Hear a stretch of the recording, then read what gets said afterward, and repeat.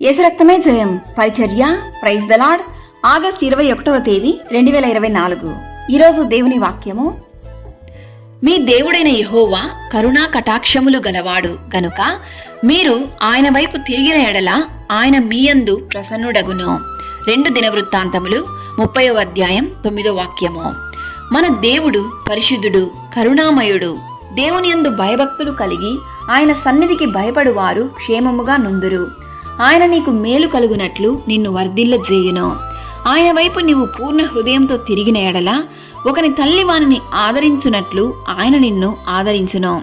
నేను చాలా పాపపు జీవితాన్ని జీవిస్తున్నాను, చెడు అలవాట్లకు బానిసయ్యాను, అన్యాయపు మార్గంలో నడుస్తున్నాను అని నీలో నువ్వు కృంగిపోతున్నావా? దేవుడు నన్ను క్షమించి నా పట్ల కరుణ కలిగి ఉంటాడా అని దిగులు చెందుతున్నావా?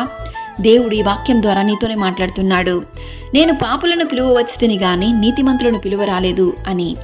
నీలో ఉన్న ప్రతి పాపాన్ని దేవుడు క్షమించి నీలో ఉన్నటువంటి అంధకార చీకటి దురాత్మ శక్తుల నుండి ఆయన ఈ దినాన నీకు గొప్ప విడుదలను దయచేయను. నిన్ను నూతన సృష్టిగా మార్చును. నీ అనారోగ్య పరిస్థితిని ఆరోగ్యంగా మార్చును. నీ దుఃఖాన్ని సంతోషంగా మార్చి నిన్ను నీ శత్రువుల ఎదుట హెచ్చించి ఆశీర్వదించును. శాశ్వతమైన ప్రేమతో ఆయన నిన్ను ప్రేమిస్తున్నాడు. అలసి ఉన్న వారి ఆశను తృప్తిపరిచే దేవుడు నీ పక్షంగా ఉన్నాడు.